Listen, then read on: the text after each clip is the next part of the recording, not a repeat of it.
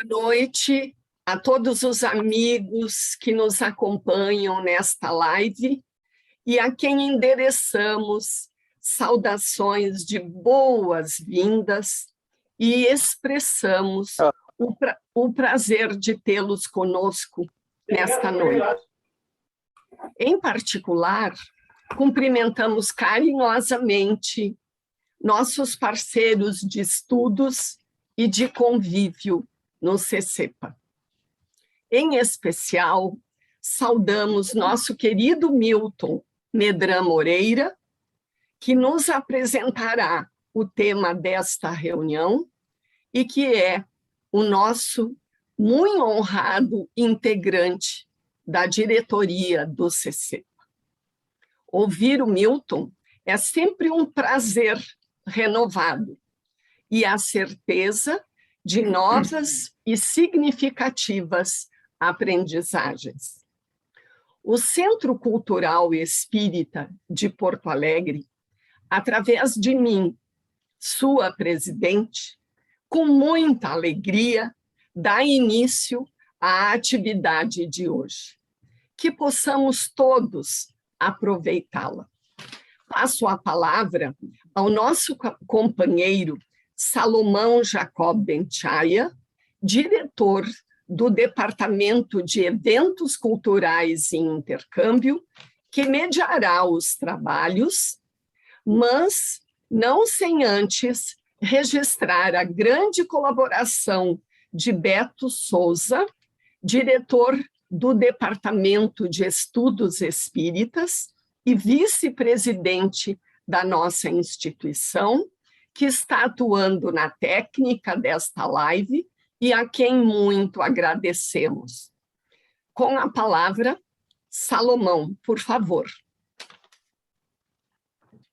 Boa noite, amigos. Sejam bem-vindos a este encontro que, internamente, no Centro Cultural Espírita de Porto Alegre, se realiza periodicamente, normalmente tomando por base para estudo um dos artigos, uma das matérias publicadas no nosso jornal CCEPA Opinião.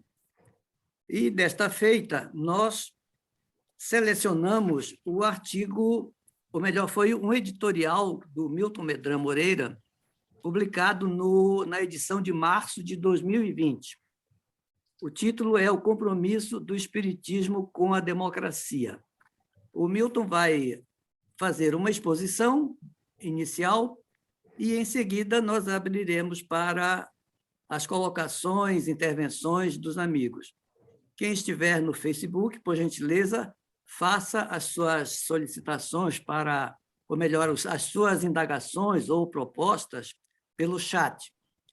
E aqueles que estiverem no Zoom poderão fazer uso da palavra desde que solicitem, e o Beto estará orientando quanto a isso. Durante a exposição, nós solicitamos que se mantenham com os microfones fechados para que não haja nenhum acidente. Vou passar a palavra, então, ao nosso companheiro Milton Medram Moreira.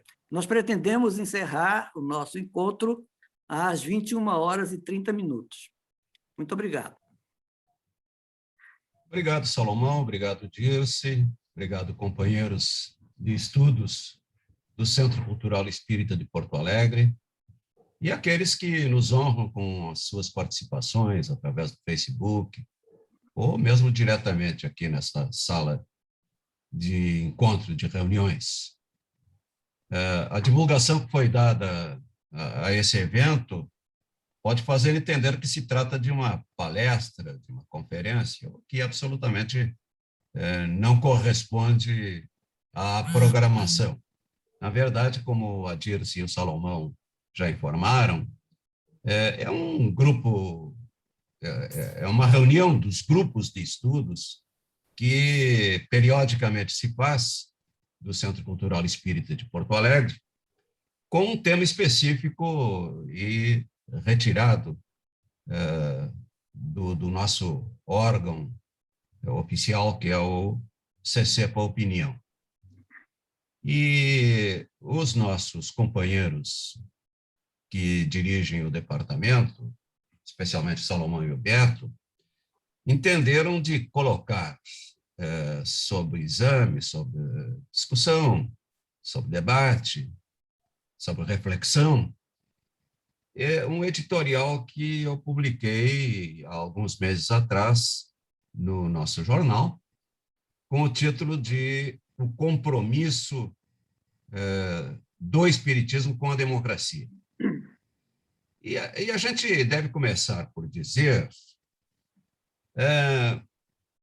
que Allan Kardec, eu creio que em momento algum, em toda a sua obra, deva ter se referido à democracia, tal como a entendemos hoje.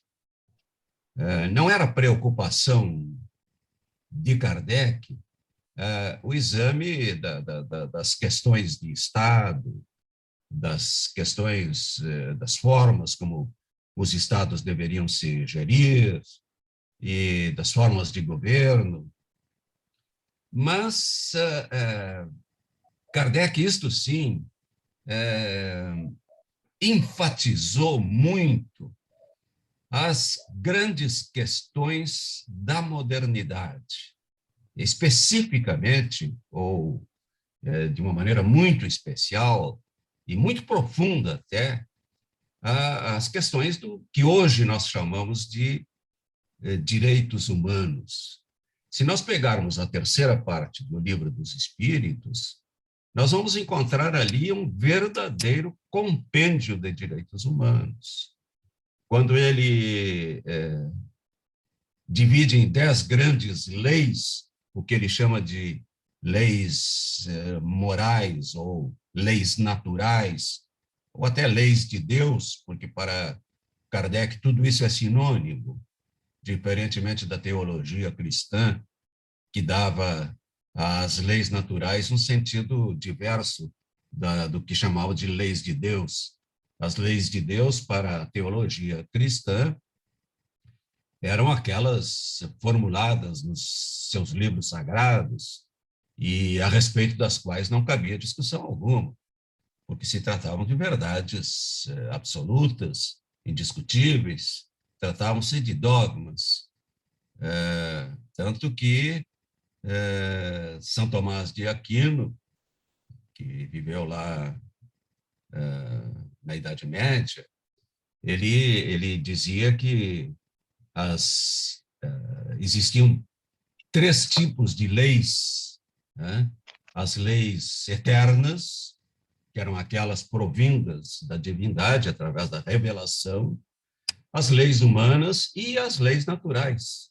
Ele considerava existirem leis naturais, mas ele dizia que nada se sobrepunha, nada podia ter mais valor do que as leis eternas, a lex eterna, como ele dizia em latim. A lex eterna era inderrogável e as leis naturais jamais deveriam se sobrepor às leis eternas, às leis divinas. Tanto assim que, se houvesse conflito entre as leis humanas, que eram as leis positivas, né, das nações, dos homens, e as leis naturais e as leis eternas, ninguém tinha que discutir, tinha que seguir as leis eternas, aquelas provindas do dogma, da revelação, né? O Espiritismo, eu acho que uma das grandes conquistas modernas do Espiritismo, nesse âmbito do que se possa chamar de moral, de revelação, enfim, foi de tomar como sinônimos essas duas expressões. Isso está muito claro lá na questão 614 do Livro dos Espíritos, quando Allan Kardec pergunta o que é a lei natural, e os espíritos respondem: a lei natural é a própria lei de Deus, é aquela que nos indica o que devemos fazer e o que não devemos fazer, é a única verdadeira para a felicidade das pessoas, e o ser humano só é infeliz quando ela se afasta. Então, ele põe como sinônimos essas duas expressões, leis divinas e leis naturais. E, a partir dessa ideia, Kardec formula aquelas 10 leis que ele submete, e é uma coisa interessante que eu gosto sempre de frisar isso. Não foram os espíritos que trouxeram, olha, Kardec divide as questões da moral, da ética, em 10 grandes leis, estas e aquelas. Não, foi ele próprio que submeteu aos espíritos, né? Na questão, se não me engano, 648 do Livro dos Espíritos. Que achais, perguntou Kardec, da divisão,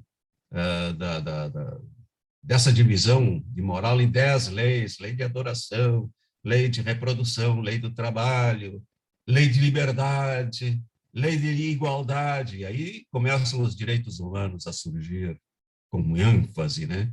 Lei da igualdade, lei da liberdade, lei de progresso, e, ao final, a lei da justiça, do amor e da caridade, que, segundo os espíritos, englobaria todas as demais. Então, essa terceira parte do Livro dos Espíritos é um compêndio, um verdadeiro compêndio de direitos humanos, de direitos naturais do ser humano, e Kardec trata profundamente de cada um deles, tanto na lei da liberdade, como na lei da igualdade, como na lei de progresso, como na lei de justiça, né? Então, ele coloca, sim, esses pressupostos do que deveria ser o Estado moderno, sem, no entanto, se preocupar com formas de governo, com questões políticas, no sentido de organização estatal ou ideologias, né? E formula ali esses princípios, notadamente princípios de ordem ética e moral, né? Mas, se a gente observar bem, por exemplo, se pegarmos lá a lei de progresso, quando ele fala detidamente em civilização, deixa eu ver se eu tenho aqui, civilização, que está lá na lei de progresso, Kardec fala muito em civilização, né? Quando ele pergunta, por exemplo, a civilização é um progresso ou, segundo alguns filósofos, uma decadência da humanidade? Progresso incompleto, o homem não passa subitamente da infância à maturidade. E aí ele vai fazendo várias perguntas que, se a gente, num exercício de raciocínio, substituir a palavra civilização por democracia, nós vamos nos dar conta que ele está falando exatamente em democracia. Quando ele pergunta, por exemplo, a civilização se depurará um dia de modo a fazer que desapareçam os males que haja produzido? Sim. E se a gente colocar aí, substituir a palavra civilização por democracia, não perde nada no questionamento de Allan Kardec. No exercício apenas de raciocínio, se perguntarmos assim, a democracia se depurará um dia de modo a fazer que desapareçam os males que ela própria, a democracia, tenha produzido? Resposta dos espíritos: sim, quando o moral estiver tão desenvolvido quanto a inteligência. O fruto não pode surgir antes da flor. Então, o que eu quero dizer com isso é que nessa abordagem de civilização, nessa abordagem do que hoje nós chamamos de direitos humanos, no que hoje nós chamamos de Estado democrático de direito, na formulação dessas leis naturais estão íncitos todos esses princípios, né? Kardec falou mais aproximadamente da questão da organização estatal num excelente artigo que foi publicado depois da morte dele e que se chama As Aristocracias. Está lá em Obras Póstumas. Nesse artigo, ele ele começa por dizer, resgatar o sentido da palavra, dessa palavra aristocracia, lembrando que aristocracia vem do grego aristos, que significa o melhor, e kratos, que é poder. Então, a aristocracia, no seu sentido original, no seu sentido semântico, etimológico, significa o melhor governo, o melhor poder. Né? A gente tem hoje a aristocracia simplesmente como uma classe social, uma classe dominante, as aristocracias. Mas ele resgata esse sentido originário e original da palavra aristocracia para fazer uma reflexão que a mim me parece muito próxima a uma reflexão que fizeram os chamados filósofos contratualistas, aqueles que formularam o Estado democrático de direito, nos seus primórdios, através da seguinte explicação, de que o ser humano, ele nasceu livre, ele é livre, as sociedades são livres, mas essa liberdade outorgada pela natureza ao ser humano fazia com que uns quisessem se sobrepor aos outros, porque todos achavam que tinham liberdade absoluta, liberdade total, né? E que, em um determinado momento desse processo de formação das sociedades, em um determinado momento, o ser humano, as comunidades, se dão conta de que precisam de renunciar a parte da sua liberdade, que é algo que lhe é íncito, que lhe é natural, né, a liberdade, que precisam eles renunciar a parte dessa liberdade, desse sentimento de liberdade, desse direito à liberdade, e outorgar a alguém isso para se organizarem, para que tenham vivam uma vida social, e lei de sociedade está lá também, na terceira parte do Livro dos Espíritos, como uma das leis morais, das leis naturais. Então, os contratualistas se destacam entre eles, por exemplo, Thomas Hobbes, que viveu lá pelo século XVI, final do século XVI, um grande pensador britânico que dizia que o homem é o lobo do homem, né? Que o homem é, por natureza, destruidor, e que vê no outro, no seu semelhante, o inimigo que ele tem que vencer para gozar dos direitos que a vida lhe dá. Então, o homem estaria em constante conflito, né, uns com os outros, e que, por isso, chega aquele momento em que eles se dão conta desse chamado contrato social, né, em que se renuncia a alguma coisa em favor de outra. Esse é um contratualista talvez mais antigo, né? Depois dele, John Locke. John Locke também um pensador inglês, também tido como contratualista, porque ele via no ser humano não essa maldade que Hobbes via, não essa condição de lobo do homem, mas via essa necessidade de exercer a sua liberdade com algum controle de alguém, né, que seria o que hoje nós chamamos de Estado. E, finalmente, esse mais moderno, porque viveu já no século XVIII, que foi Jean-Jacques Rousseau, né, francês, que teve enorme influência, as suas ideias tiveram enorme influência nas ideias humanistas de hoje, e Pestalozzi foi um dos seus discípulos, digamos assim, foi um dos seus seguidores, e Allan Kardec, discípulo de Pestalozzi. Então, há uma origem comum de ideias entre essas três figuras, Jean-Jacques Rousseau, Pestalozzi e Allan Kardec. E para Jean-Jacques Rousseau, que também foi contratualista, que também chegou àquela conclusão de que o homem era livre por natureza, mas que em determinado momento teria que renunciar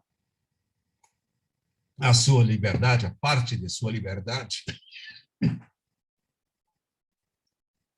em favor de quem o comandasse, né, na organização da sociedade, e formar esse contrato, esse abstrato contrato, onde se outorga liberdade para alguém.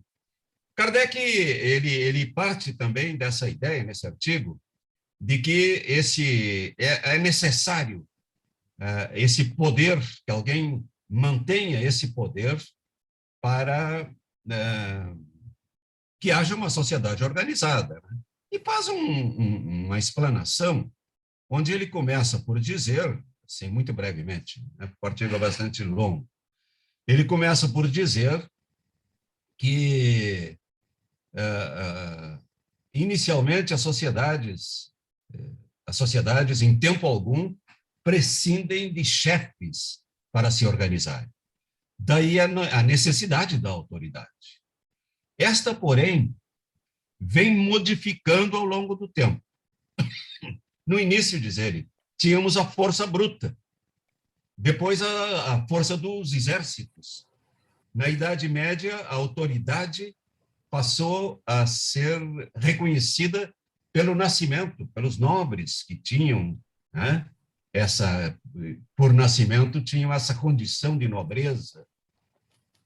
Mas o poder sempre esteve aí, primeiro pela força bruta, depois pela força organizada dos exércitos, posteriormente pela força da condição de nobreza, né? Força de nascença para o sangue, e segue-lhe a influência do dinheiro e da inteligência. Ele identifica o momento em que ele escreve esse artigo, as aristocracias, ele identifica que ainda vivíamos, naquela época, e eu posso dizer, talvez nós concordemos todos, que ainda vivemos predominantemente nesse tempo, onde a inteligência e o dinheiro é que conduzem as pessoas ao poder. Né? O poder está imantado, claro que pela inteligência, porque a política é um exercício de inteligência. Fazer política é uma arte, precisa-se muita argúcia, muita inteligência para se fazer política, e isso é bom, né? Mas, indubitavelmente, o dinheiro ainda comanda muito esse processo da organização dos líderes que dominam as nações.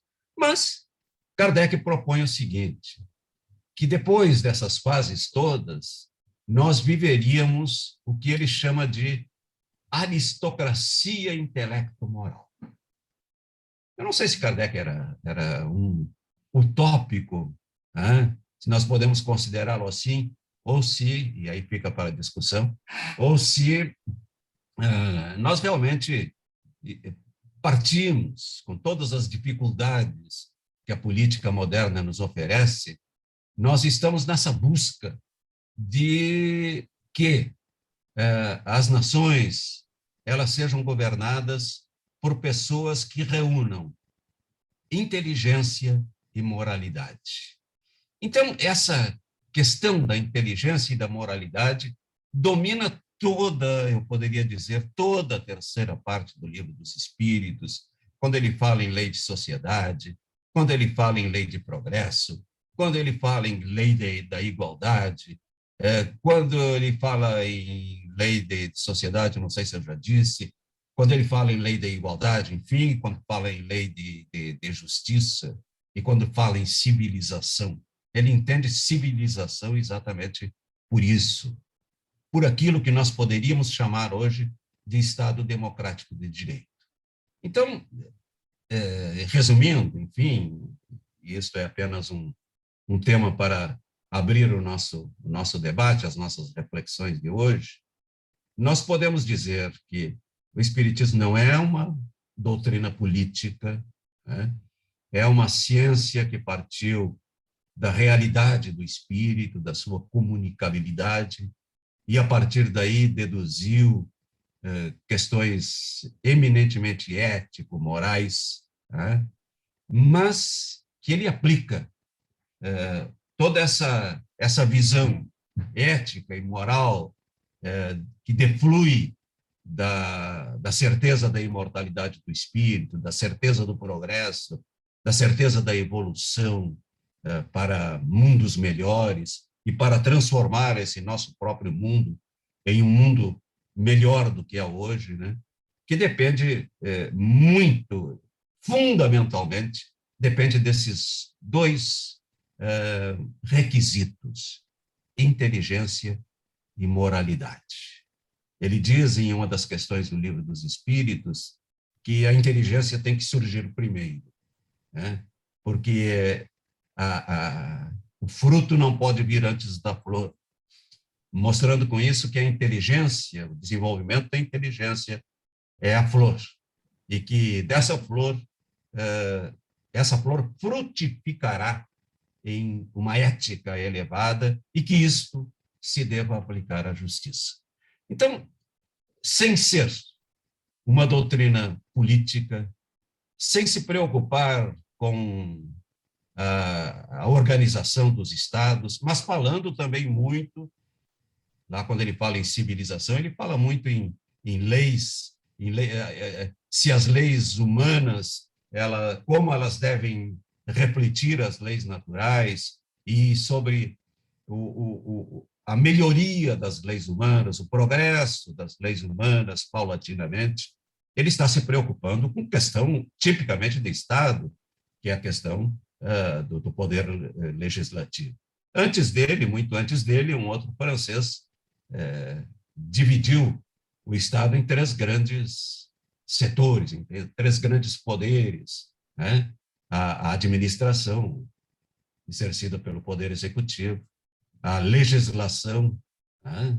a feitura de leis, que estaria dedicada, que estaria entregue ao Poder Legislativo, e o julgamento, que estaria dedicado, estaria entregue a um terceiro poder, que seria o Poder Judiciário. Quer dizer, essa é a base do Estado moderno de direito. Kardec se preocupa com isso, sim, quando ele admite que qualquer atividade estatal ela deve estar embasada na inteligência e na moralidade. E, com isso, tem importantes reflexos, sim, no mundo político, na nossa visão, na visão que nós, espíritas, possamos desenvolver sobre política, né? A boa política, que é uma questão que, a cada momento, exige de nós posicionamentos, exige de nós posturas democráticas, né? Essa palavra que Kardec não usou nunca usou a palavra democracia, mas esteve ali, tratando dos parâmetros que deveria ter o Estado moderno. Meus amigos, a reflexão posta naquele editorial é esta, né? É esta, e eu submeto, então, à apreciação dos amigos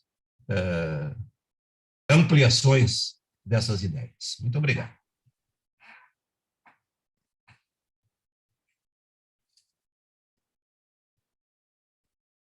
Passamos agora, então, à parte de a participação dos presentes no nosso encontro.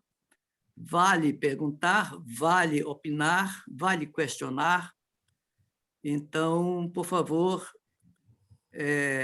alguém que deseje falar, que já esteja aqui na sala, basta fazer um sinal ou indicar que deseja falar. E os que estão no Facebook, por favor, manifestem-se pelo chat, que o Beto se encarregará de transmitir a questão para o Milton. Alguém deseja comentar ou falar, perguntar alguma coisa? Ligue seu microfone, por favor.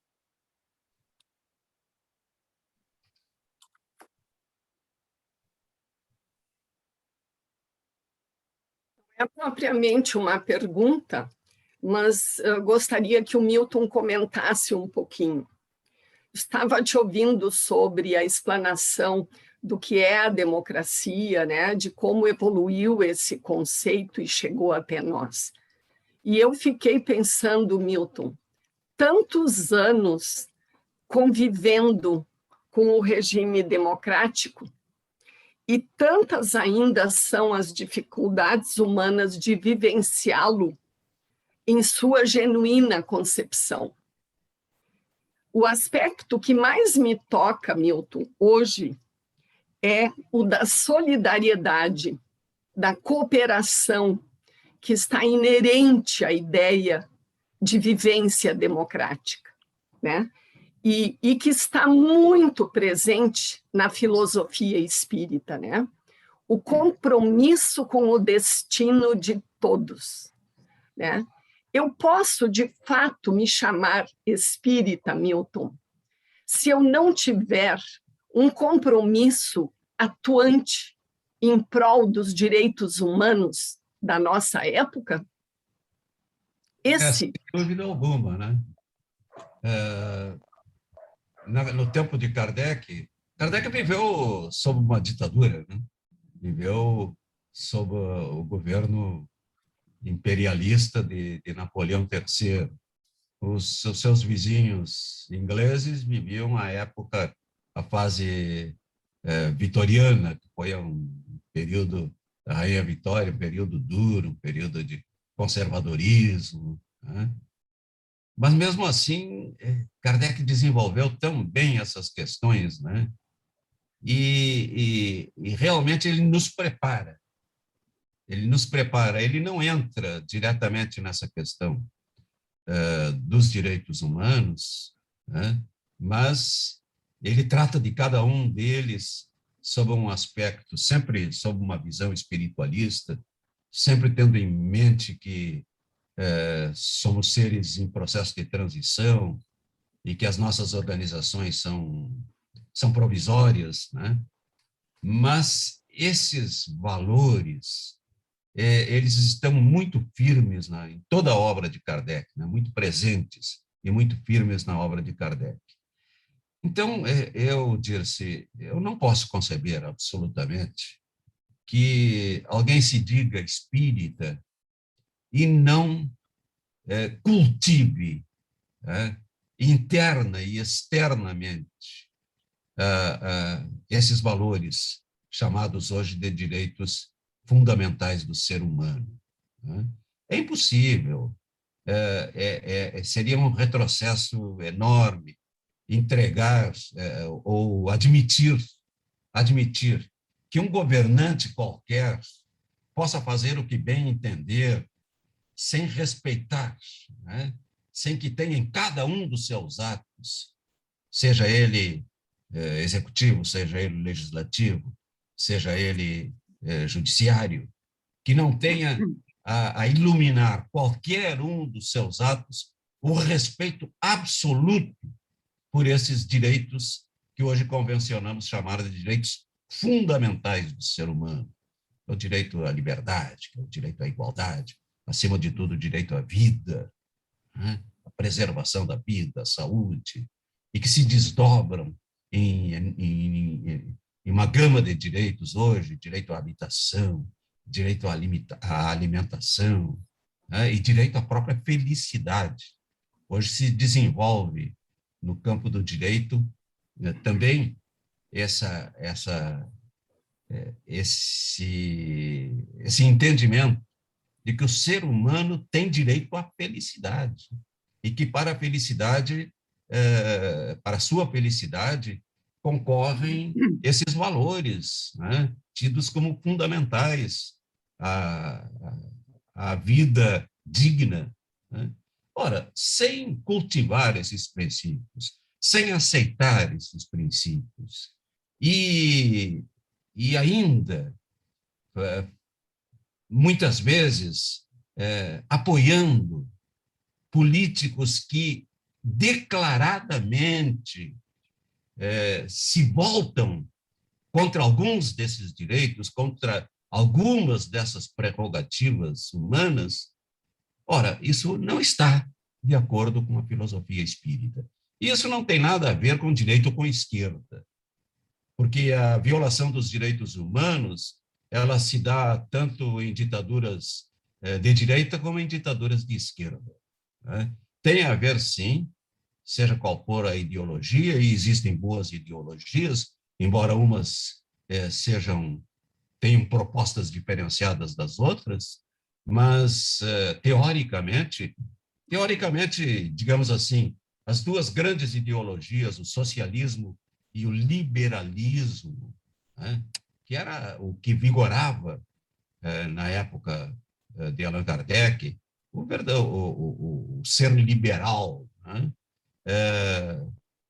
tanto um quanto o outro podem oferecer extraordinárias oportunidades de crescimento do ser humano, de valorização do ser humano.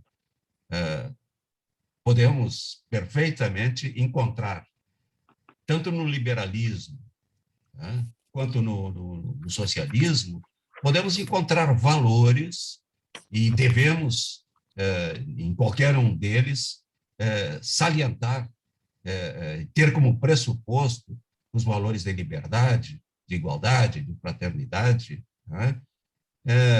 Isso é da consciência de cada um, do modo de cada um ver o mundo, a vida, né? Mas o que não se pode admitir, à luz do espiritismo, à luz da filosofia espírita, da ética espírita, é que apoiemos políticos que manifestamente, dirigentes políticos que manifestamente se voltam contra os direitos fundamentais do ser humano. Isso em hipótese alguma. Milton, a nossa querida Marta Noves, de Niterói, a Marta, lembro da Marta num evento que nós tivemos, eu e o Beto, no ECK, Espiritismo com Kardec, e trabalhamos juntos naquela ocasião. A Marta está perguntando, ou está pedindo que tu... Ela diz assim: Milton, gostaria que comentasses o posicionamento de Leon Denis e Herculano Pires sobre essas questões afeitas aos direitos humanos.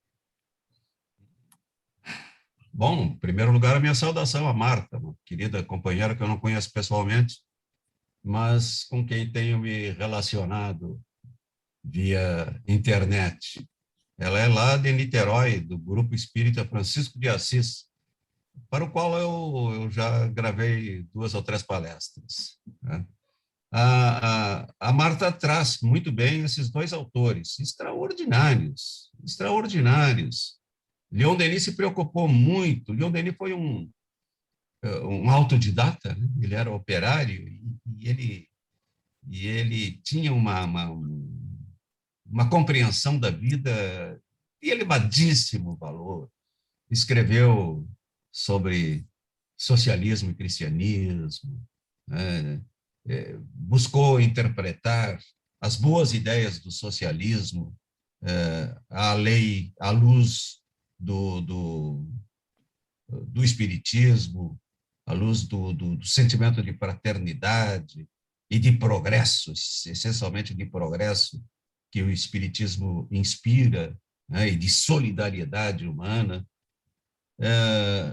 E o nosso estimado filósofo espírita Herculano Pires também foi um outro grande pensador, né? Nenhum deles se pode dizer que eram esquerdistas, né? Muito embora tratassem muito bem das questões sociais, mas tinham como princípio fundamental a ideia da fraternidade, a ideia de que o ser humano, todo ele é igual, todos eles gozam de idênticos direitos, e que a relação do poder do Estado com o ser humano deveria ser, acima de tudo, no sentido de preservar a liberdade e estimular a igualdade e estimular um Estado de direito que, mais do que de direito, fosse também de felicidade, né? Que trouxesse, e da renúncia dos grandes bens, dos grandes possuidores de bens, em favor do bem comum, né? E, nesse sentido, a sua visão inspirada, que pode ser inspirada tanto no liberalismo econômico como no socialismo, pouco importa, né? Porque, bem examinados essas duas culturas, essas duas correntes da cultura humana, elas oferecem valores que podem ser cultivados pelo espírita, né? Mas foram dois, sem dúvida, Marta Noves, foram dois grandes tratadistas da questão dos direitos humanos, da questão essencialmente da igualdade, né, e da fraternidade à luz dos princípios espíritas. Milton, da nossa queridíssima Yolanda Clavijo, da Venezuela, diretora do Movimento de Cultura Espírita, CIMA, ela diz o seguinte: estou completamente de acordo, olha, estou traduzindo bem, né, do espanhol para o português. Estou completamente de acordo com todo o exposto por Milton, a quem felicito por sua exposição tão lúcida e vigente. Te pergunto, colocando os exemplos da Venezuela, Brasil, Estados Unidos, Nicarágua, entre muitos outros, não acreditas que Kardec, ao invés de ser utópico, ele estava prevendo o que seriam as realidades das sociedades de acordo com a sua evolução moral e intelectual? A nossa querida Yolanda, lá da Venezuela, traz alguns exemplos da nossa realidade presente no mundo, onde os direitos humanos são violados, né? Onde há, em alguns desses países, uma democracia formal, mas ainda com a predominância muito grande de elites, né? Sejam elas de esquerda, sejam elas de direita, mas de elites que não querem absolutamente o bem comum, não trabalham pelo bem comum, né? Estão naquela fase descrita lá por Allan Kardec, no seu artigo As Aristocracias, estão naquele período em que se exercia o autoritarismo pela força, em alguns lugares, ou em outros desses países citados, né? Em outros, por um profundo desprezo a outros poderes. Isso ocorre não apenas no Poder Executivo. Nós temos exemplos no Brasil que promanam de qualquer um dos três poderes, né? Tanto em algumas legislações, como em algumas decisões das Cortes Supremas, nós vamos encontrar injustiças profundas, né?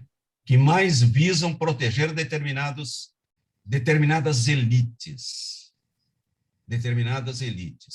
E leis se fazem também com clara proteção a determinadas elites, sem a busca do bem comum. Eu ainda ontem estava vendo isso nos países mais democráticos, tidos como exemplos de democracia. Estava vendo uma notícia ontem. Ora, hoje a questão ambiental é fundamental no mundo moderno, né? Os nossos cientistas estão dizendo que, se não tomarmos medidas seríssimas em favor do meio ambiente, da emanação de gases poluentes, o mundo vai se tornar inabitável em poucas dezenas de anos, né? Que urgem determinadas medidas. Então, se fazem grandes acordos internacionais. Os Estados Unidos, essa é a notícia que eu vi ontem, está hoje preocupado com a legislação em torno do meio ambiente, buscando reduzir usinas a carvão, né?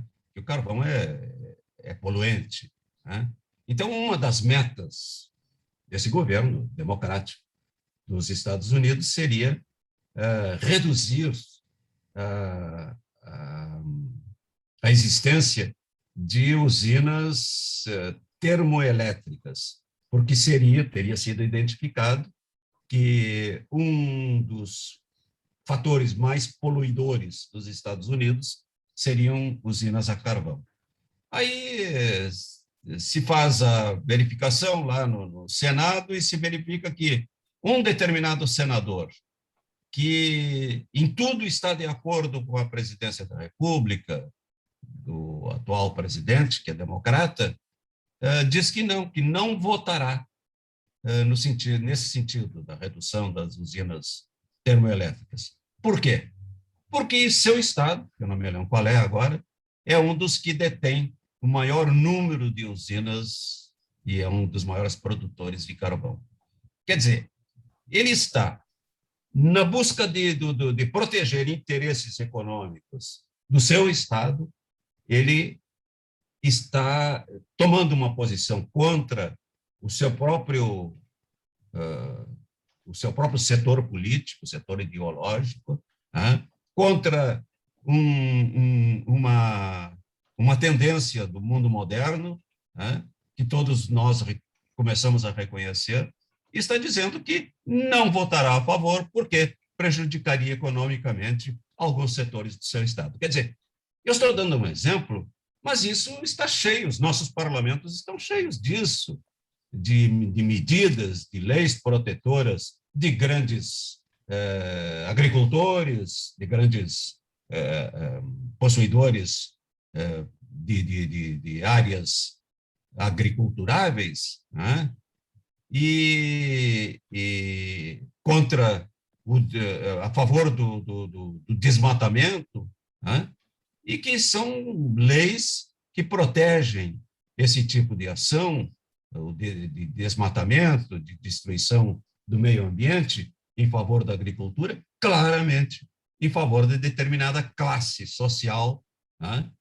Porque sim, porque foi aquela classe social que os elegeu. Então, a democracia tem disso. A democracia tem disso. E o grande desafio da democracia, de todas as democracias, é que sejamos capazes, sejamos nós, eleitores todos, capazes de levar a titularidade de governos, tanto do legislativo como do executivo, ou dos executivos, pessoas que tenham, homens e mulheres que tenham, acima de tudo, esse sentido do bem comum, do bem comum que, em determinado momento, vai, sim, prejudicar determinadas classes, que, em determinado momento, vai reduzir lucros de determinadas categorias, mas que servirão aquelas medidas para o bem comum, para o bem de todos, né? Esse equilíbrio onde a ética, a moral, está acima do econômico, essa expectativa é que nós podemos ter no sentido de, um dia, podermos ter aquilo que Allan Kardec chamou de uma aristocracia intelecto-moral. Vamos tomar a aristocracia naquele sentido inicial que deu Kardec, e não como pessoas que, claro que não será a aristocracia no sentido que a gente tem hoje, porque será a democracia, nós deveremos colocar, mas para nós colocarmos pessoas com essa visão nos nossos poderes, nós temos, acima de tudo, que alimentar esse sentimento, que alimentar esse sentido do bem comum, aquele bem comum que eventualmente pode nos prejudicar, pode prejudicar interesses pessoais nossos, interesses das nossas categorias, interesse, quem sabe, da nossa região, mas que farão bem à comunidade. É uma média difícil de se atingir, uma meta difícil de se atingir. E isso só se atingirá, evidentemente, quando, fazendo-se esse corte vertical que se faz na sociedade, possamos ter bons eleitores capazes de eleger boas pessoas para o exercício do poder.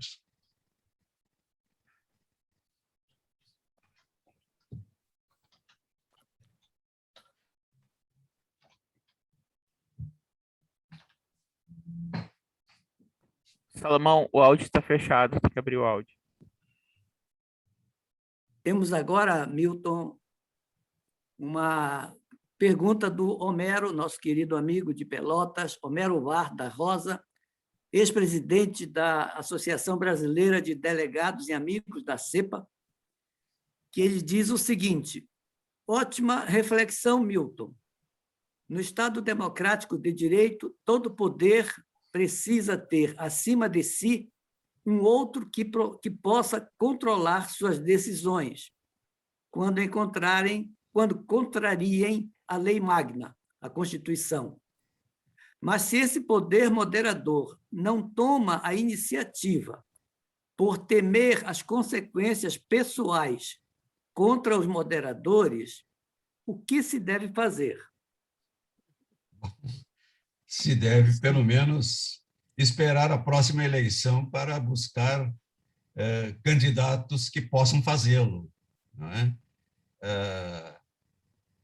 Não é o erro eventual ou pontual de um determinado poder que nos autoriza a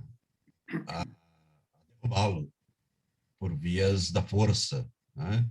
Nós temos que assumir a nossa responsabilidade, né? Assumir a responsabilidade de eleitores. Se eles estão lá, foi porque nós o colocamos lá, porque a maioria os colocou lá, né? Enfim, a democracia ela se expressa exatamente por essa oportunidade que de tantos em tantos anos, no nosso caso de 4 ou de 5 anos em cada período, podemos renovar, e nem sempre o fazemos devidamente. Nem sempre o fazemos devidamente. Mas é só o exercício da democracia que nos permitirá levar para os respectivos poderes aquelas pessoas que realmente cultivem como norma, acima de tudo, o bem comum, e não o bem dos seus, né? O bem da sua categoria, o bem da sua região, da sua classe econômica, né? Esse é um processo demorado, né? Democracia se faz muito lentamente. A democracia ela só se aprimora pelo seu exercício. Não adianta querermos, na primeira oportunidade, que alguém que colocamos lá em cima nos decepcione, dizer assim, não, vamos dar um golpe de Estado, vamos tirá-lo e nós que o colocamos vamos também tirá-lo. Não adianta, isso é retrocesso, serão retrocessos acima de retrocesso, porque se instalarão novos órgãos de poder autoritário, né? Fora da democracia não temos solução, não temos solução. Então, temos que nos conformar com os nossos erros, procurar redimi-los e aprimorar a democracia em cada processo eletivo, em cada processo de eleição. Um dia, provavelmente, acertaremos. Mas esse acertar, ele está também intimamente ligado a que o povo também acerte as suas ações, né? A que esses critérios morais, esses critérios ético-morais, eles cresçam também na sociedade. Uma sociedade corrompida, uma sociedade corrupta, né, ela jamais terá bons governantes. Isso é uma regra fundamental, né? Uma sociedade onde se pratique a corrupção a cada momento, se pratique a violência a cada momento, se os direitos humanos sejam a cada momento violados, né? Os direitos de igualdade, os direitos de respeito à pessoa humana, né? Os direitos à paz, os direitos à fraternidade. Quando esses são violados sistematicamente em uma sociedade, essa sociedade jamais terá bons governantes, porque o governo é um corte vertical da sociedade, e não teremos bons governos enquanto não formos bons cidadãos. Isso é fundamental. É isso aí, Milton, muito bom. Vou passar a palavra para o Donarson Floriano Machado. O Donarson é o nosso assessor da presidência do CCEPA, ex-presidente do CCEPA. Ele quer fazer um comentário, vou passar a palavra para ele. Bom, eu quero me somar às ideias do Milton, reforçando através de alguns questionamentos do próprio Livro dos Espíritos. Na introdução do livro do Norberto Bobbio, Teoria das Formas de Governo, é um livro muito bom de ler, eu recomendo, mas ele, resumidamente, cria uma história que Heródoto inventou, uma discussão de três persas a respeito da substituição do monarca que tinha morrido. E aí surgem aquelas três formas básicas, né? Monarquia, aristocracia e democracia. A monarquia seria o governo de um homem, de uma só pessoa, a autocracia de poucos e a democracia de muitos, né? Eu chamo isso porque o livro, a construção da democracia, ela tem que vir sempre de baixo para cima. Essa, para mim, é a natural forma de constituir o que nós chamamos o poder do povo, né? E eu quero reforçar sempre que no Livro dos Espíritos, os comentários de Kardec sempre nos provocam nesse sentido, de nós irmos à ação. Vejam a questão 803, Lei de Igualdade, comentário de Kardec. Todos os homens estão submetidos às mesmas leis da natureza. Todos nascem com a mesma fraqueza, estão sujeitos às mesmas dores, e aí vai. Portanto, Deus não deu a nenhum homem superioridade natural, nem pelo nascimento e nem pela morte. Na questão 805, também comentário de Kardec, reforçando que Deus não criou desigualdades, mas permitiu que os diferentes graus de desenvolvimento estivessem em contato, a fim de que os mais adiantados pudessem ajudar o progresso dos mais atrasados, e também a fim de que os homens, tendo necessidade uns dos outros, cumprissem a lei de caridade que os deve unir. Ou seja, todo momento ele está provocando a de que nós tomemos a iniciativa. Na questão 806, é bem simples a resposta dos espíritos. Kardec pergunta: a desigualdade das condições sociais é uma lei natural? Ela é obra do homem. E, portanto, se ela é obra do homem, nós podemos reformulá-la. Esse, para mim, é o grande chamamento que o Espiritismo nos faz na busca da real autonomia, daquela em que eu possa, eu, somado a todos os outros, usarmos esse valor, esse princípio básico de transformar o mundo em que eu vivo. E, naturalmente, a evolução vem basicamente da educação. E aqui eu chamo a atenção a educação, como Kardec também chamou a atenção no comentário da questão 685. Né? Não simplesmente a instrução, mas, acima de tudo, essa educação mais universal, né? De compreensão. Um princípio básico da democracia, que é o voto, ele não garante uma boa escolha. Ele não garante um bom governo. A gente tem que estar sempre presente. A história é rica nisso. O Mussolini foi eleito pelo voto, o Hitler foi eleito pelo voto, e é inúmero a quantidade de pessoas que foram eleitas pelo voto. Portanto, o voto em si não qualifica. O que qualifica são nossas escolhas. E temos que nos preparar para isso. Bom, e só para encerrar, então, era mais ou menos esses os comentários que eu ia deixar, somando a tudo que o Milton falou, que eu concordo com ele. Obrigado. Obrigado, doutor Narciso. Eu concordo integralmente também com você. Bom, eu vou passar agora para uma pergunta do Neventon. Neventon Vargas, de João Pessoa, é um gaúcho desgarrado lá para o norte, e ele é diretor da área de comunicação da CEPA, Associação Espírita Internacional.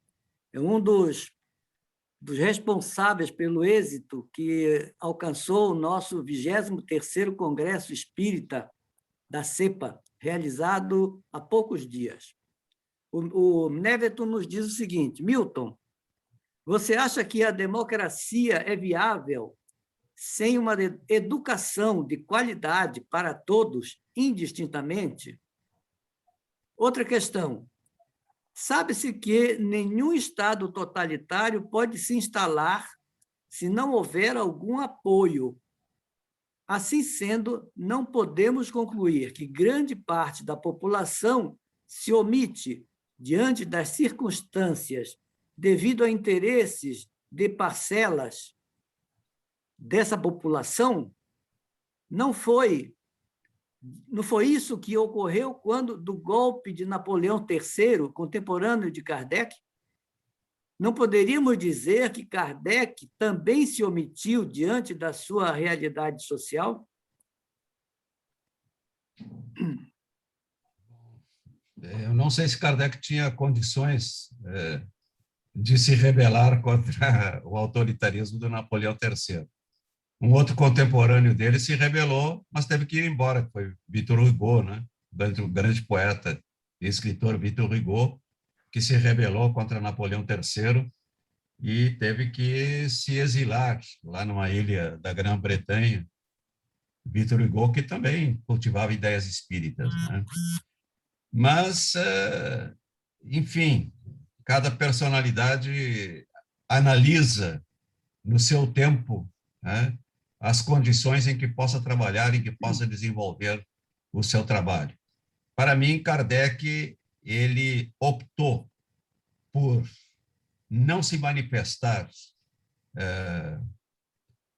politicamente, relativamente ao seu momento político, exatamente para desenvolver as suas condições para as quais ele estava previamente designado como um espírito revolucionário, né? de introduzir no mundo a doutrina espírita. Mas mesmo sem se rebelar contra o autoritarismo de Napoleão III, ele teoricamente, em todos os seus escritos, ele desenvolveu as ideias mais saudáveis, mais em favor do que hoje podemos chamar de Estado Democrático de Direito, né? Desenvolvendo as ideias fundamentais dos direitos humanos através das suas chamadas 10 leis naturais. Então, fazer essa análise hoje a respeito da atitude de Kardec parece bastante difícil, mas foram as condições que ele viu possíveis para desenvolver o seu trabalho, do qual todos nós somos herdeiros hoje, ou buscamos ser herdeiros. Eu não me lembro qual é a primeira pergunta do Nérito, Salomão. Com relação à influência da educação de qualidade para todos, indistintamente, na democracia. Sem dúvida, né? Não pode vigorar uma democracia sem um povo educado, né? A educação devia ser a meta primordial de todo e qualquer governo, né? Um povo educado a partir dos valores humanos, através do humanismo, né? É um povo que se qualifica para o exercício da democracia. É um povo que busca a sua autonomia. A autonomia está exatamente nisso, na sua possibilidade de se autogovernar e de contribuir com a governança da sociedade através de uma personalidade bem moldada, bem educada, bem formada, né? Esta é fundamental. Aliás, Allan Kardec se preocupou, ele que era pedagogo, né?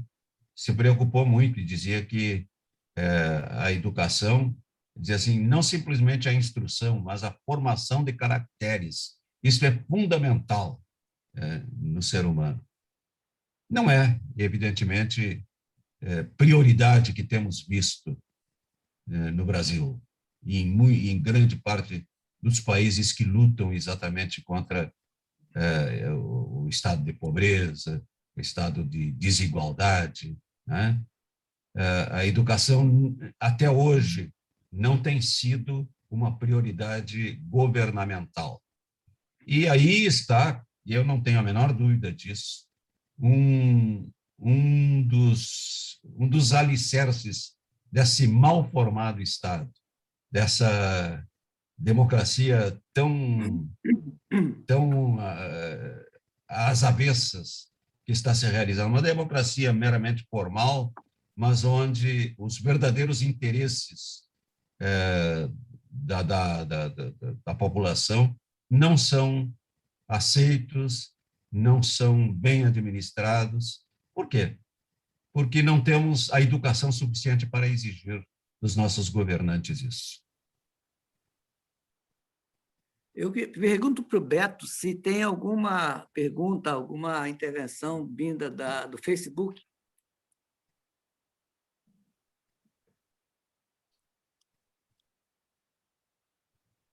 Vou prosseguir aqui, então, com uma pergunta da nossa companheira Lorraine Scholz Gomes. Pelo que me recordo dos meus estudos, Kardec orientou a acompanhar sempre a ciência. E ciências da saúde colaboram com o bem-estar social e vida dos cidadãos. Logo, negá-la seria uma violação dos direitos humanos. Queres comentar, Milton? Não tenho dúvida disso, né? Kardec se orientou sempre pelos ditames da ciência. Claro que ele queria uma ciência que extrapolasse o materialismo, né? Mas a isso se chegaria exatamente pela reflexão filosófica, pela boa reflexão filosófica. Nós ultrapassaríamos a fase materialista que vive a humanidade, que de uma certa forma ainda impregna muitas das ciências, né? Mas ele tinha um respeito enorme pela ciência e por isso definiu o espiritismo como uma ciência que cuidou daquilo que de mais nobre nós temos, que é a nossa consciência, o nosso espírito, que ultrapassa a morte e que deverá sobreviver em posições cada vez mais favoráveis ao ser humano, em comunidades cada vez melhores, né? Essa é a ciência que Kardec respeitava e buscava, e, naturalmente, que a ciência da saúde, como diz a nossa querida companheira que endereçou a pergunta, a ciência da saúde cada vez mais se impõe como um direito humano. Temos um direito à saúde, sim, e disso os governos têm que cuidar com desvelo total, com desvelo absoluto, né? Qualquer posição governamental que desrespeite a ciência naquilo que conquistou nesse campo vasto da saúde humana é um desrespeito à população, um desrespeito ao Estado, é um desrespeito à própria democracia. Do nosso companheiro Leonardo Induziak, um dos coordenadores de estudo da nossa casa, ele diz assim: em teoria, nas democracias, o poder emana do povo e é exercido em seu nome. Na prática, é o poder do dinheiro e, em último caso, das armas, que se sobrepõe, desvirtuando o ideal democrático. Qual é a chave para mudar essa situação? Eu diria que a chave é a educação, né? Aquilo que já falamos aí, que o Neviton trouxe ao nosso exame na pergunta anterior, né? É fundamentalmente a educação. Só a educação poderá formar cidadãos honestos, cidadãos corretos, cidadãos que aprenderão, né? Aprenderão pela educação que vale a pena ser honesto. Essa é uma conquista que é base para o espiritismo. A virtude e a felicidade, uma depende da outra.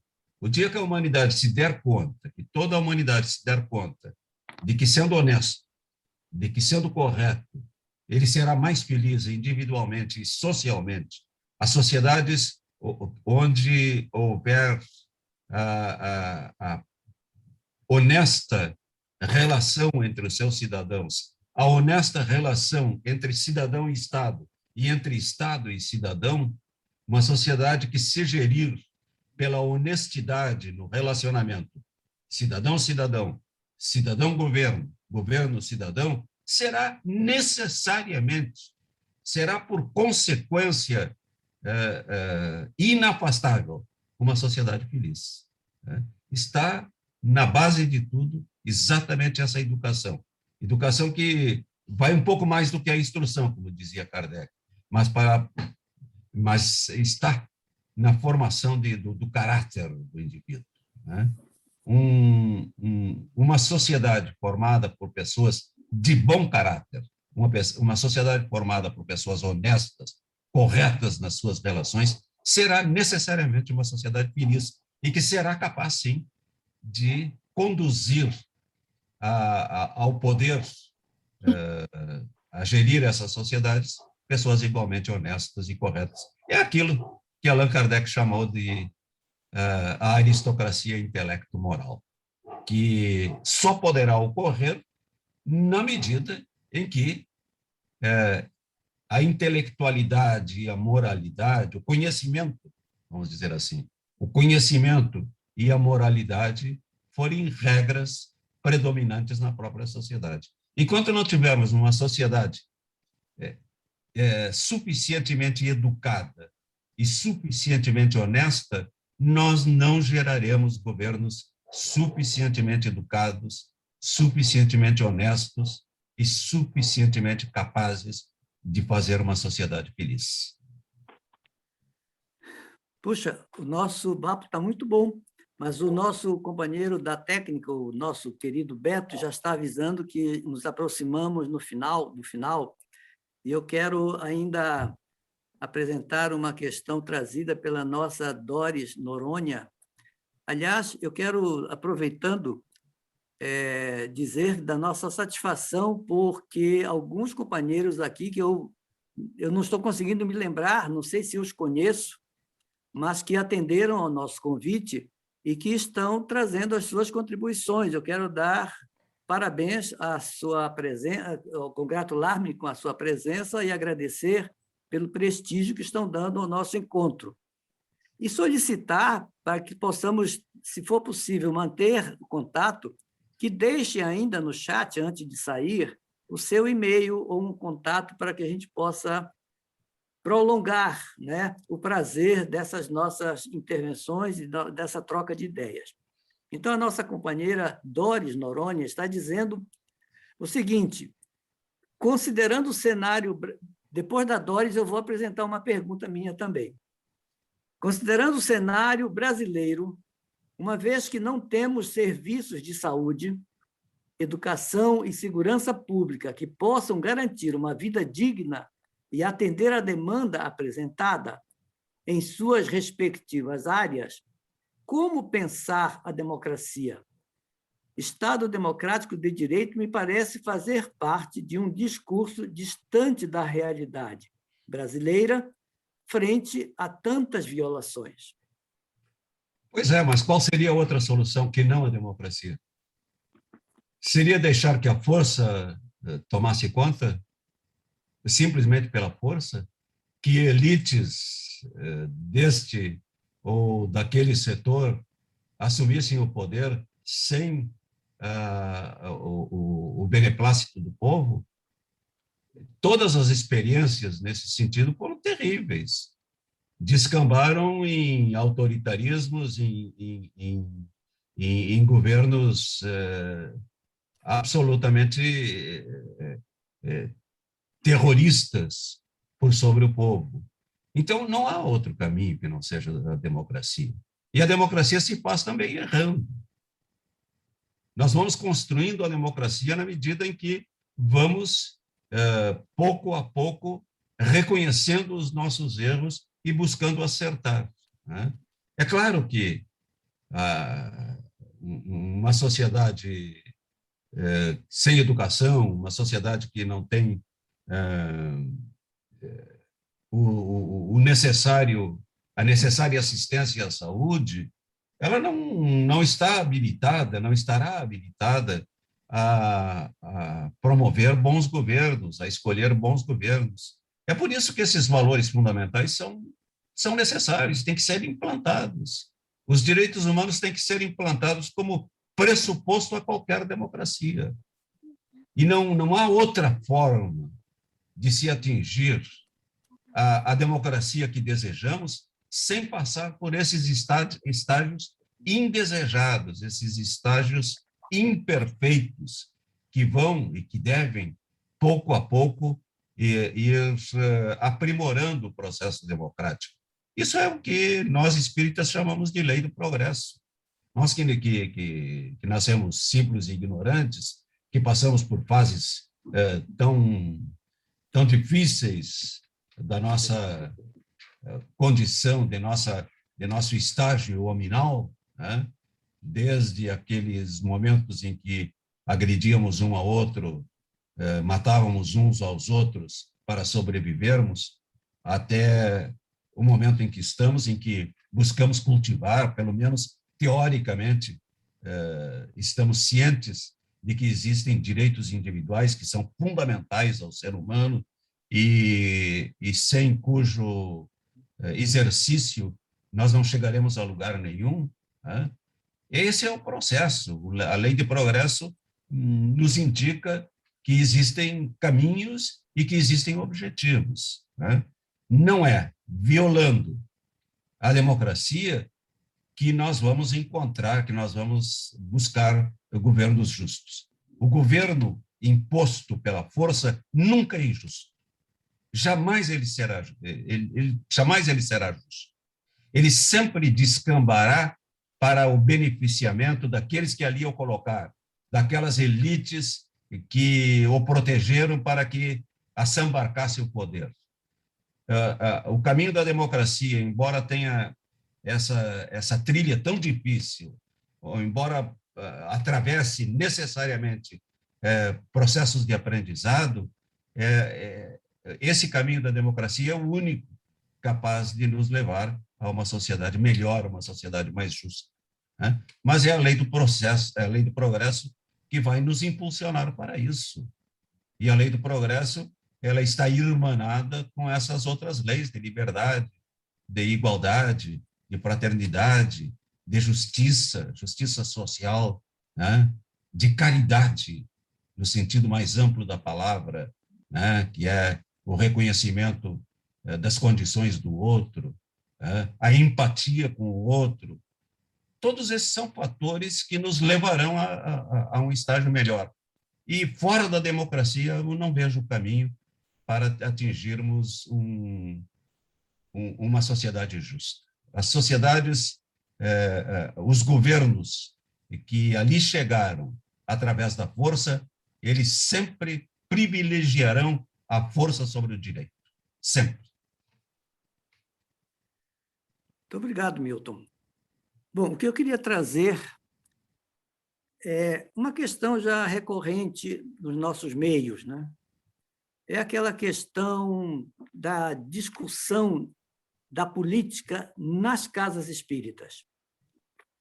A gente percebe que, felizmente, hoje o movimento espírita tem avançado com o surgimento disso que se chamam os coletivos ou grupos independentes, virtuais, na sua maioria, na internet, e que muitos deles se intitulam progressistas e que congregam pessoas geralmente afins, né, com aquela visão que tem de política e de espiritismo. Mas, então, eu queria que você, abordando essas duas questões, visse qual a conveniência de, na casa espírita, se fazerem as discussões no âmbito político. Bom, o que nós fizemos hoje foi uma típica discussão, foi uma típica reflexão política. Nós falamos todo esse tempo, trocamos ideias todo o tempo acerca de ideias políticas, né? Política é exatamente isso, é a nossa condição de viver em sociedade e em sociedade, discutirmos os valores que devem gerir essa sociedade. Isso é política. Política é relacionamento. O homem é um animal essencialmente político, como dizia Aristóteles, né? Então, nós não podemos fugir disso. Agora, diferente disso, é quando em um país se instalam posições fundamentalistas, absolutamente fundamentalistas, e das quais ninguém quer abrir mão, né? Ninguém quer reconhecer no outro ou na proposta ideológica e política do outro algum valor. Eu já referi aqui hoje, nessas nossas reflexões, que eu vejo qualidades tanto nas ideias liberais, e eu não estou falando nesse neoliberalismo político, econômico, depredador que existe aí, eu estou falando no verdadeiro ideal liberal, que era aquele vigente no tempo de Kardec. Kardec foi um homem essencialmente liberal, as suas ideias eram liberais, na medida em que pregava a liberdade de todos, a igualdade, sim, de acessos aos bens, mas reconhecendo os valores intrínsecos de cada um e reconhecendo que a sociedade é um palco de conquistas. Enfim, o liberalismo tem lá suas vantagens. O socialismo são ideias nobilíssimas. Eu acho que uma sociedade verdadeiramente socialista, no meu entendimento, seria uma sociedade justa, né? Na medida em que esses valores de igualdade se sobrepusessem a todos os demais valores, né? Então, os ideais políticos, eles têm gamas imensas de propostas honestas, que podem estar tanto num campo como no outro. O que não se admite é a violação dos direitos humanos, tanto num campo como no outro. E no Brasil e em outros países também, nesse momento histórico que nós vivemos, nós atribuímos a determinadas figuras condições que eles não têm, né, nessa intitulação de uma ou de outra das ideologias. As pessoas se apoderam de nomenclaturas ideológicas e as contrariam no seu viver, né? Tanto de um lado, tanto das direitas como das esquerdas. Políticos se apropriam de posições nominalmente de esquerda ou de direita e formam guetos de fundamentalismo político, de intolerância, de corrupção, tanto de um lado como do outro. Quer dizer, nessas condições, trazer esse tipo de discussão político-partidária, político-momentânea, defendida por determinadas personagens que buscam ser exemplos, salvadores da pátria, ou mitos a serem seguidos incondicionalmente. Quer dizer, esse tipo de fundamentalismo, esse tipo de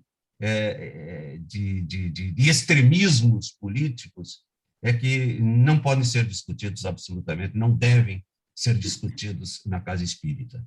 Outra coisa são esses chamados coletivos espíritas que têm se formado e que têm desenvolvido trabalhos muito bons, sim, né?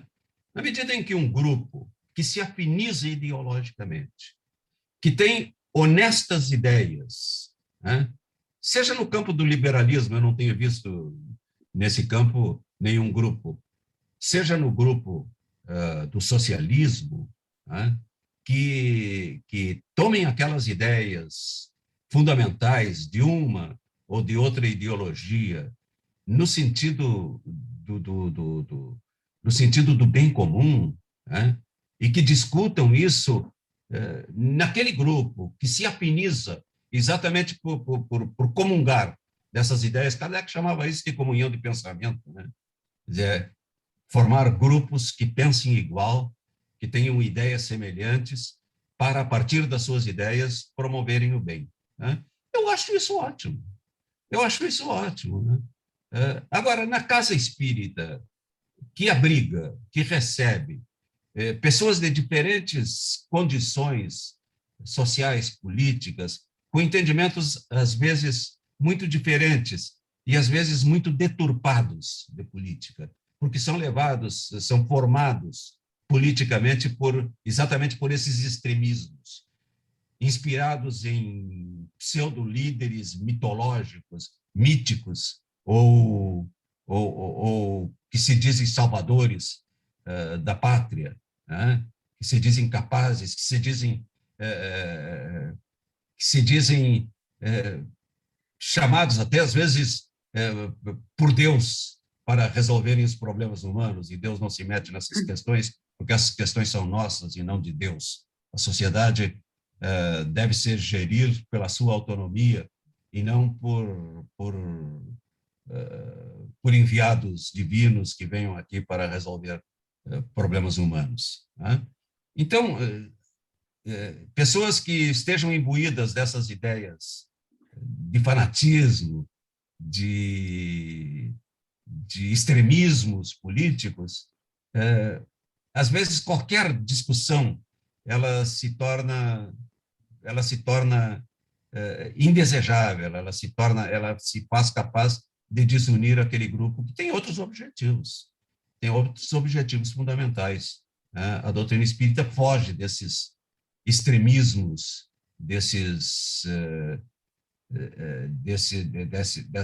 ideias absurdas, né? Que são de extremas, tanto de um lado como do outro. Agora, os grupos que se afinizam com uma determinada ideologia, com uma determinada forma de pensar, e faz isso honestamente, e queira se reunir para, a partir daquelas ideias, discutir as grandes questões humanas, e com essa ideia fundamental da imortalidade do espírito, da reencarnação, ora, eu vejo esses grupos com muita alegria, eu vejo como uma força capaz de promover as ideias espíritas a um patamar social reconhecido, honesto, bom, digno. Né? Isso, eu não vejo mal nisso aí, absolutamente. Muito obrigado, Milton. O nosso tempo nos impede de prosseguirmos e eu vou te pedir, Milton, que em 1 minuto possas fazer as tuas considerações finais. Caso alguma pergunta ou alguma intervenção não pode ser feita, eu peço que o seu autor deixe o seu e-mail e o Milton responderá posteriormente. Com a palavra, o Milton, então. Eu quero agradecer essa oportunidade dessa conversa, que eu esperava que fosse mais uma conversa do que uma palestra, né? E se tornou mais uma palestra que uma conversa. Porque esses temas, eles são muito ricos, né? Eles são riquíssimos. E eu sei que cada um de vocês tem ideias a respeito disso. Né? Mas, de qualquer maneira, o que foi dito aqui, que não é nenhuma verdade absoluta, mas são ideias que eu vou formando ao curso das minhas reflexões, se elas puderam ajudar alguém a melhor entender essa realidade social que vivemos, esse momento que nos parece de um certo retrocesso até no campo da política, nos enseje um tempo melhor, tão logo sejamos capazes de superar esses momentos difíceis que vivemos. Nós, espíritas, somos orientados pela lei do progresso. Sabemos que as questões humanas, elas são resultados do próprio procedimento humano. Não são benesses divinas, nem maldições demoníacas, né? Sobrenaturais. Nós construímos a nossa sociedade, a sociedade a que temos direito. Estamos vivendo num mundo que conquistamos pelas nossas próprias ações, pelas nossas próprias vivências passadas. E estaremos construindo mundos melhores, certamente, para amanhã. Que esse momento difícil que atravessamos nos incuta ideias capazes de superá-lo e de nos levar para um mundo mais feliz, para um mundo mais justo, para um mundo mais humano. Muito obrigado. Nós é que te agradecemos, Milton. No chat estão várias manifestações informando que estão muito gratificados por ter te ouvido durante esses minutos. E antes de passar a palavra para a nossa presidente, a Dirce Carvalho Leite, eu quero dar uma notícia de que nós já estamos montando ou organizando mais uma live para este ano e que vai tratar justamente das perspectivas do laicismo no movimento espírita.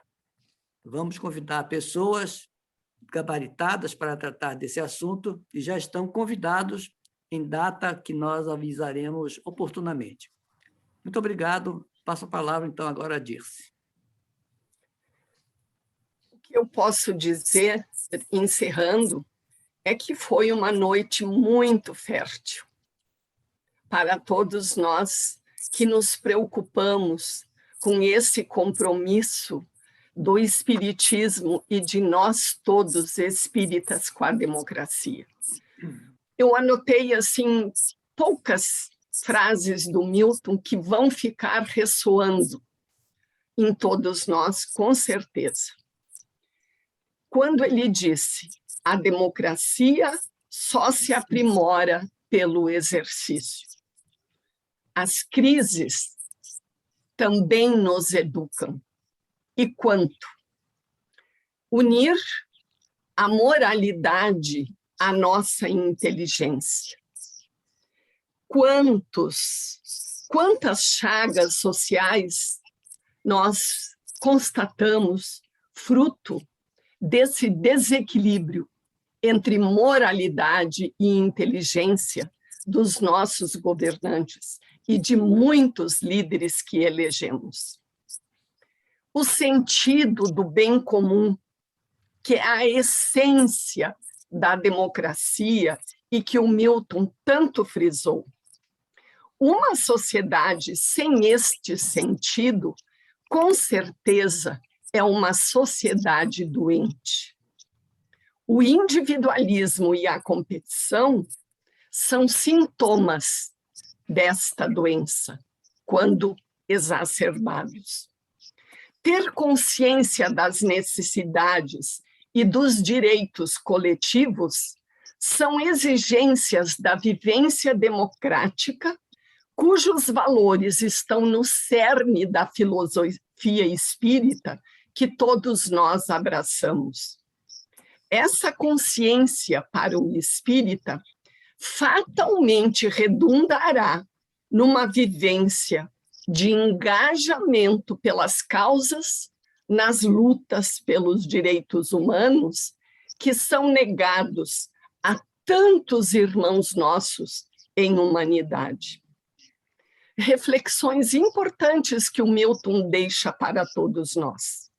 Obrigada, Milton, por esta linda e fecunda oportunidade desta noite.